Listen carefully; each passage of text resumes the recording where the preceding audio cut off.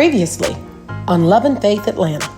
Pastor Tammy Haden is coming. Meeting new ministers can be a little tricky, catty. This whole patriarchy thing in the church is out of control, and they act as if it doesn't exist. Man has the nerve to challenge somebody in their own kitchen. I challenge you in your kitchen. He's making cheese and macaroni. I'm making macaroni and cheese. That's a difference. You know, her mom just passed. I'm sorry to hear that. What are you guys doing to maintain the people, to bring the people back? We preach the gospel, the people will come, and the church will survive. They brought like 20 sheriffs in one Sunday. Shut up. I'm gonna have to go with them. I'm gonna have to go with them too. Let's get the grill. Let's go out here. Fired up. Yeah, hey, I'm a fighter. You can check my heart, you can check my spirit, believe it. I'm a fighter. Try to break me down, but I never been a quitter. I'm a fighter. It's a shared bloodline, so you gotta know what's in me. Yeah, I'm a fighter. I can't tap out, but I know who sent me. I'm a fighter. You can check my heart, you can check my spirit, believe it. I'm a fighter. I'm Lady Lorana Phelps. Every moment that I'm laying down, the girl next door is getting up. So I gotta keep getting up and showing up. My name is Bishop Eusebio Phelps. One bad choice led me down a path where I could have lost my life. I'm Tammy. The average woman really is looking to find her place. This is my husband, Gerald. That's right, your best half. It looked all wrong. Yep. But then sometimes wrong can be right. But then his look right, and then sometimes right could be wrong. I'm Pastor Angelique Simmons. Oh, no, whore. You would not be a whore. You wouldn't be a stripper, girl. You're gonna get us in trouble. It's okay. Today we had Pastor Haden, Pastor Jeremy Tuck, Bishop Brent Tiggs, my best friend. Since you're the youngest vet. Youngest vet. Youngest, you're the youngest, oldest. Youngest, oldest. 20 years. 20 years pastor? Years. Wow. Godly. So you started when you was 10. 12. Close. 12. Being in ministry for 20 years, but being the youngest one in the group, kind of posed a little bit of concern, a little bit of anxiety, I should probably say. Did you know this was what you was gonna do? Not really. Really? Not really. Really? I thought I was gonna do baseball. Wait a minute, I'm sorry. Why you sit so close to me, Isaac Hayes? They told me to sit here. He sat at the pillar, he sat right. He might as well just sat on my lap. Is your wife an intricate part of your ministry? No, not as far as leadership, no. No? So she just first lady? Yeah. Wow. Yeah. But what about your wife? Same. She just first lady? Yep, she just first lady. Do you think where you are now in 8 years, what you're doing well, right? Because I've been in your ministry, it's thriving, it's incredible. So even what I've seen when I came, do you think if your wife was more in ministry, you think it would grow the church? I don't know if it would necessarily grow the church, but I think it would empower the women, the mothers in the church a little bit more. First thing we got to do is, we got to get y'all to put y'all foot down on y'all wife. Say, get here, help me build this church. Because no, me and my wife, the way we do church together, like she preaches, we pastor together. She's not my first lady. She's not my co-pastor. She's my pastor and I'm her pastor. We pastor together. So the good thing about that is I get to go on a sabbatical every other Sunday. Like last Sunday, I didn't have to preach. She preached. We preached. This Sunday, we preaching together. Last Sunday, she preached. Sunday before I preached. This Sunday, we preached together. Next Sunday, she'll preach. Or say, do what works for you. And it works. But that's how our relationship is. It's a little different.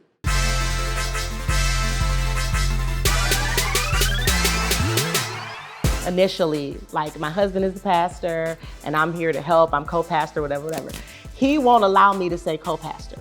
So he's like, no, we pastor together. We make decisions together. And it's worked. It's still challenging though for me because of me. I think because I'm new to this space, if I can be honest, there is a level of imposter syndrome. You know, like, because I know me better than anybody knows me. And it's like, yo, God, you sure? you sure that you want me to do this? I think that's so important to be who you are, own who you are, and be okay with it. I think in spiritual spaces, we feel like we gotta show up a certain kind of way. And that's why a lot of people don't allow God to use them because they don't feel like they measure up. Just be yourself. Yeah, but nobody tells us that.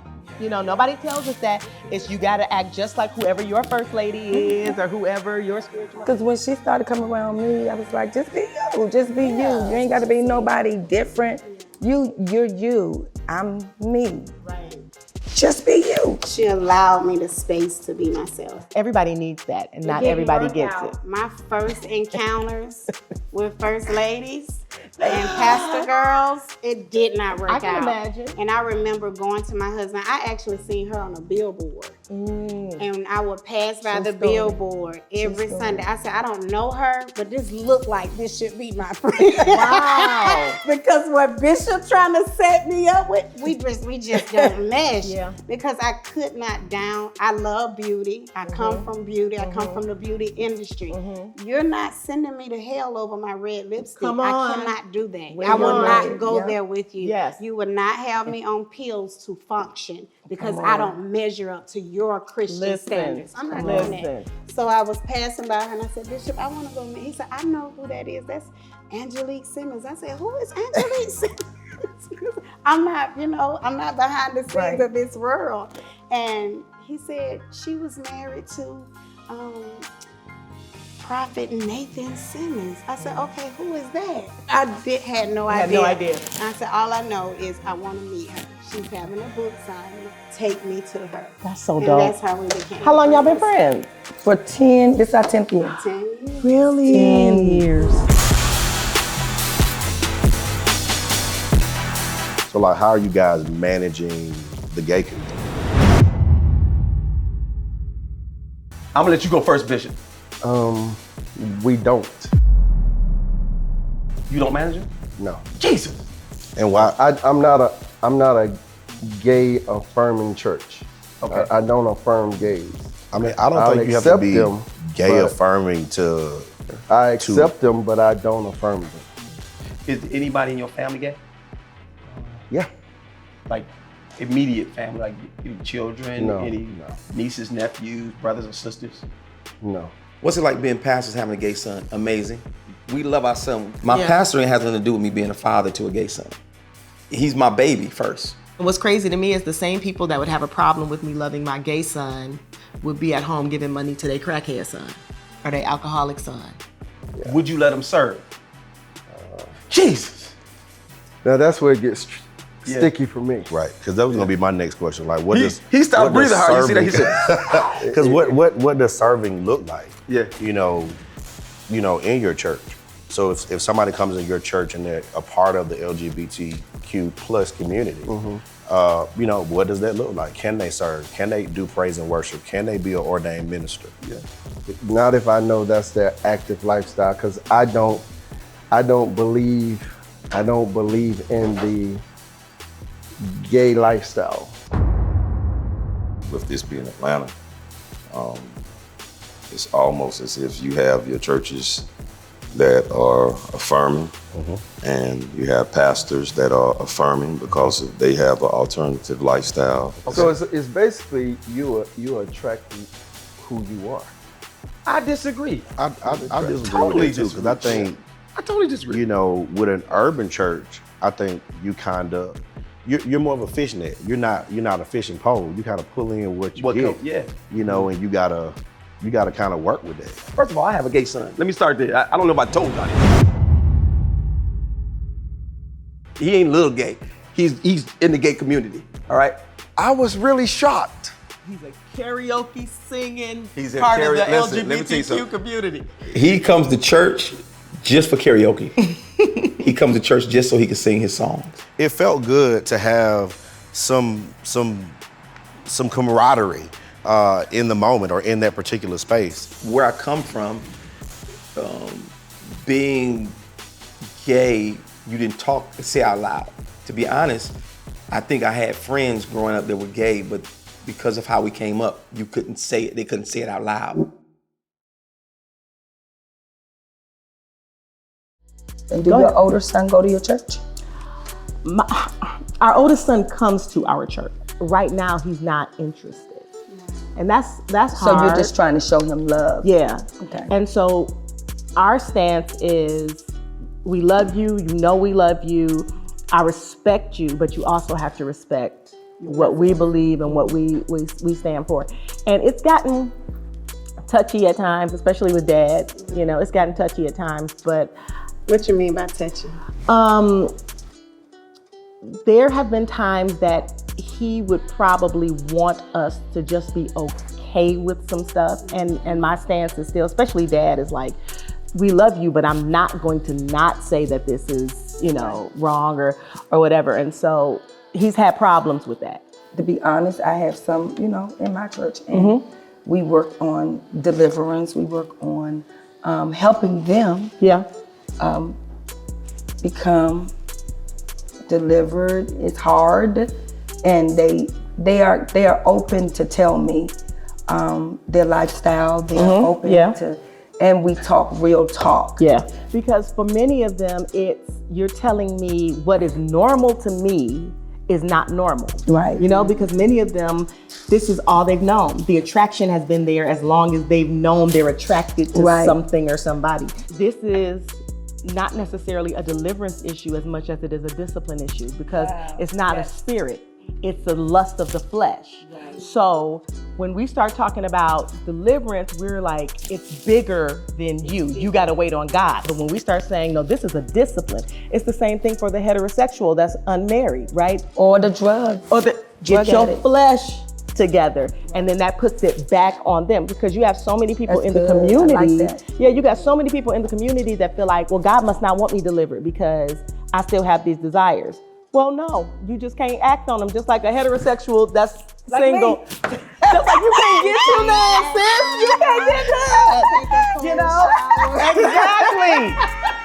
Exactly. So just like I have a question. What does this look like for your church? Like, if I can be honest, this generation, these churchgoers, I think they're seeing it at school, they're seeing it at work, they're seeing it everywhere. So they're used to having to deal with the community, and many of them now is family. You know what I'm saying? So they've learned how to do life with them, learned how to love them, and so it's like, now I worship with you, and you need God just like I need God. So I really think the biggest problem is from the pulpit or the older saints. I don't think church people. Like, ooh, they make such a big deal. Oh my God, it bothers me so bad, because I'm like, why do you have to be mean? Because church is a hospital. Yes. And everybody is welcome to church. Yes. See, I mess up these alphabets. So LBGQ. What is it, LBGQ? And so, no, I wouldn't ordain anyone, but I have church members that are gay. They have a right to come. And you a liar, and you want to talk about them, but you a liar. You a liar, and you a hoe. You a hoe. Right. Listen, for real. Come on. I've had pastors DM me. I've had people inbox me that are in position with gay children, but they can't say anything because they'll be removed from their positions in churches, or you know, people that just want to know how to navigate this space, because the truth of the matter is, there's at least one LGBTQ person in every family. Yeah, I don't care who comes to church or ridicules. I don't care if the Pope came and said, disown your son or you can't be a pastor. I guess I'm no longer a pastor because that's my seed. And I'm responsible for him first before I'm responsible for anybody else in the church. Yeah. Gentlemen, how goes? World leader, how are you? Thank you for letting me come. Man, we're so grateful to have you, man. You We'll owe get me ready to have gas some money. burgers This in a is minute. far, brother. This is a long way. It's God's country. Yeah, well, listen, all of it is. Let me ask a question. Would you ordain your son? If he's gay, because here's the thing I'm learning, this is what I'm learning. No. Would you ordain an openly gay man or woman? It's simple, yes or no. I don't want to hear no. You just want the yes or no? Like me, I'm a loose cannon. I'll say whatever I feel. well, don't do it now. You know, because I don't care. I want you to care. Just want a It's yes no or for no me. question. I mean, I have. Because my church is Jesus' model. I'm a creative pastor. I'm a we love everybody pastor. I'm a what you call the Jesus model pastor. We're full of sin. You ain't nobody in here ain't got no sin. I smell sin all over y'all. It's just control. That's the ribs. But let me let me interject, Bishop. I guess I've been in Atlanta the shortest amount of time of everybody here. And last year, the Gay and Affirming Churches of Atlanta had a conference. Oh. And they asked me to come talk about politics and civil rights. Jesus. So I said, oh, it's safe, I'm not preaching. So I sit down, and on the third row is a young man who is a part of my church in Baltimore, who I hadn't seen since I moved in Atlanta. So I said to him, how long you been here? He said, 4 years. I've been there 4 years. I said, man, you ain't been to New Birth yet. I said, how old were you when you were at Empowerment in Baltimore? I said, I came to you at 13. He was following me around. Everybody called him my son. He was always with me. Now he's maybe 25, 26. I said, I owe him an apology. I owe him an apology because he's come out in the gay lifestyle and didn't feel comfortable coming to his father. Wow. So I said, our treatment of you has not been Christian. And I didn't model myself as a Christian that you didn't see myself as safe. Yeah. It went viral that I apologized To the community. to the community. Yeah. And what I stand on is the Black church in particular does not know how to disagree with grace. It's good. We That's good. disagree to condemnation, I agree. but don't know how to Yeah. say, hey man, Yeah. I hate beards, but I love you. Yeah. Yeah. Yeah. Because I think the Black church has taken, are the pioneers of cancel culture. Is that we gonna cancel before everybody. Somehow or another, we found the dogma of the gospel without the grace. That's what I don't like about church. That's really what, because we reject people that we should accept. Not accept what your struggle or your sin, but accept you as a person and love you. To the place that you wanna get to, a place of discipline. That will help you be delivered. Because that comes with walking with God. And if you don't let me stay in church long enough to figure out how to walk with God, because you treat me like I ain't nothing, I'm never gonna get it. I'm so sick of the church, I can't see straight. I'm finding a problem with the church kind of having their foot on the neck of women. Like there are some churches that will flat out say we don't believe in it. There are some that will say, yeah, we believe in it, but they still gonna put their foot on your neck. Would you think the church has a problem? So would you say they deal with sexism? Absolutely.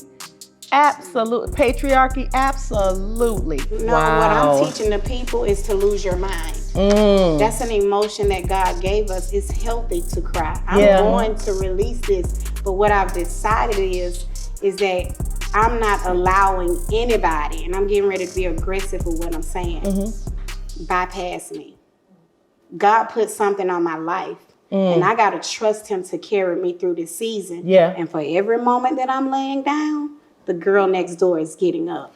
So I gotta keep getting up and showing up. So Tuck, why did you decide to ordain somebody that you knew was openly gay? And then let me ask this question.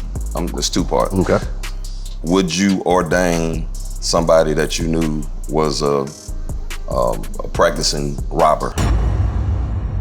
He robs. He Atlanta is the home invasion capital of the world. Would you ordain somebody and you know that this guy, he runs a robbing crew? So I'll answer your question, but for me, my church is, again, we're more Jesus model. We look at it from the perspective of Jesus was love. He hung out with sinners. He didn't spend any time with the Pharisees. He spent all of his time with people that the church didn't want. And then he also spent the majority of his time going against the grain of the church. And so for us, I've always said that my church is not a fishing pole church. which means I can be selective at what I catch. We're a net church. Whatever we pull in is what God wants us to have. But this your third time saying your church is the Jesus model. What you think our church is? I believe, so I believe that your church is the Jesus model. But I was saying, yeah. So as for me, when I'm saying it's for the Jesus model, he preached on love. He preached on forgiveness. He preached on salvation. On a scale of conservatism, he's a 2. Yeah. He's a 2. So you're very extremely liberal. Right. Yeah, but we have most black churches in theology are conservative. Conservative. Yeah, we are biblically Republican. Right. Absolutely. True. We are missionally Democrat. Yes, sir. Much of what we're hearing out on this deck is white evangelical. That's deep. Yeah, is that we are against affirming LGBTQ, against same-sex marriage. We haven't even gone on abortion. The burger's gonna be killed by the time we get to that. And I think that we gotta think through, is that the pulse of the people we preach to? Or is that the disconnect from the pulpit? I think it's the disconnect from the pulpit. I agree. I don't think the people are as much as concerned about, are you LGBTQ plus or anything like that. I think it's our dogmatic. I guess my question is, I don't know how we could ordain the fornicator, the drunk, the crackhead, but then I can't ordain the individual who may love the same person. Yeah, but I think you gotta bless the baby in the office. But in white churches, they blessing motorcycles. I almost flipped this table. They blessing dogs. They got dog blessing day. But we don't even think that the baby has that level of value. Yeah, Right. I do.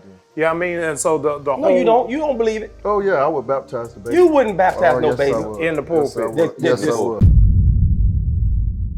In the pulpit. During regular service. Yes. Not I on would. Thursday. And they not Yes, I married. would. Yes, I would. The You baby. gonna get put out. Are you the still baby. Kojic? I'm still You gonna get put out. Okay. Yeah. I'm still All right. No, This is great. That's You just an got yourself innocent- cut. That's an innocent child.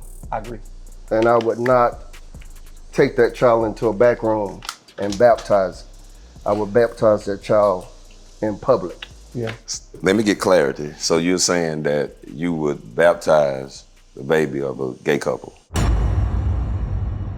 I would Choose your words wisely. Right. Wise. the baby is innocent. The baby has no Yes or no, Bishop? Yes. Yes or no? There we go. So if that's the case, you might as well Turn ordain. your You might as well ordain. Come on over to the right side. Come on. If that's the case, Come on over. If that's the case, because and this is what at the end of the day, I think it's about what it projects overall, with all of it as it relates, because there's a message that's being spoken silently that says we condone it. I disagree.